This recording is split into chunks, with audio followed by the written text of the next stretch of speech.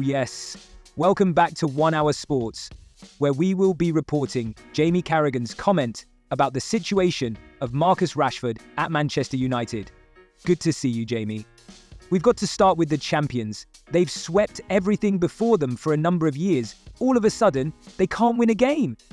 After the game, Pep says, "I'm not good enough." What did you think when you heard that?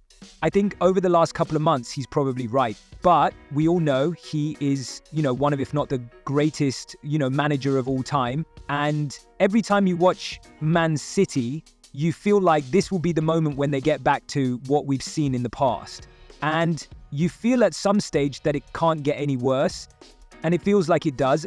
I think that final game, and then at least that was a draw. I mean, it wasn't a great game yesterday. I think we should say that even if City would have won that game 1-1-0, as it looked like it was going to happen, I think we'd have still been coming here today just saying City are not right. That win doesn't mask what we've just seen in these last few weeks or what we saw yesterday. But to lose the way they did towards the end of the game, great drama, great for us. But no, I think psychologically, it's another massive draw. It's going to be tough to come back from it. Can you see any signs of a fix? No, the only way you fix this, and this is what I felt 2 or 3 weeks ago, is the January transfer market. They've just got so many players of a certain age in the same position, and signings that they've made over the last 12, 24 months have not been good enough. And when you're asking them now to step up, they're not at the level that's needed. I think of probably Nunes, Doku, who've come in. You think of course, a Calvin Phillips, who was brought in a couple of years ago as well. Silvinho's come in. I think the stars and the legends of Manchester City, you think of De Bruyne, you think of Silva, you think of Rodri being out. They need help, and the players who are coming out can't provide it right now. Yeah, really different feel on the other side of Manchester, of course. Ruben Amorim made a really, really big decision beforehand, didn't he? Rashford and Garnacho out of the matchday squad. How significant do you think that was and will be? It's significant in that I think early on, we see this with most managers who come in. You want to send a message to the squad about the standards of the football club. I think in some ways it feels a bigger decision than it actually is because it looks like a big message. He's left Marcus Rashford out. I mean, is Marcus Rashford in the best 11, really? How good is he? We're not talking about a world-renowned superstar here. I actually think we talk about Marcus Rashford too much, if I'm being totally honest. He's a good player. He's not a great player. He's been a really good player for Manchester United.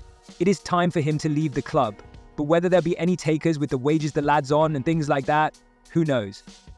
Whether it's Jennifer, I just think a parting of the ways is inevitable at some stage. And I think for Manchester United and Rashford, the quicker that comes, the better. Do you like the look of Amorim? Yeah. Just because, listen, you take a liking or a dislike sometimes to say it in managers, the way they come across in interviews or something they say, or maybe how they react after wins or defeats. We're all scrutinizing managers. That's why it's such a tough job. I really like the cut of his job. He comes in and he speaks well. But listen, it's all about results. And I think that was a big one for him. Because I think when a new manager comes in, no one's expecting Man United to win every week. We know they're not good enough. But I think when you bring a new manager in, you want them to see a couple of big wins against good opposition and a top manager in Pep. And he's beat Pep now twice in maybe a month or so. So it shows he's obviously got the ingredients to be a top manager. But there's so much competition in the Premier League. But I think over the next 18 months, we'll probably give him an easy rag. Because we know there's a lot to turn around at that football club. But that was a big one to build belief with his own players and supporters in his methods. Well, it looks like Liverpool have got a good one in Onslaught. A good result for them at the weekend, considering everything. Do they enjoy, do you think, being front runners in the Premier League? I'm not sure, to be honest. I think they'd rather be there than be in the position of Chelsea or Arsenal today because of the event. So yeah, I guess a bit too late for that. They've dropped 4 points in the last couple of games. But we keep talking about teams having a bad patch. Now, dropping points is a bad patch, if you like. But I still think there's enough in those games not to get overly worried about Liverpool. They still scored 3 away at Newcastle, lose the game, or they get a point at the last minute of the game because of a mistake by the goalkeeper. And yesterday, or certainly on Saturday, someone getting a red card, you can't legislate for that. But that'll happen to every team throughout the season. But the way they came back, even though they dropped 2 points, I think Slot and his coaching staff this morning will be thinking, yeah, we're disappointed with the result, but we can take a lot from that game and we can use it going forward, because there's going to be a lot more setbacks between now and the end of the season for all the top teams, and how you react to them. And I think Liverpool reacted really well.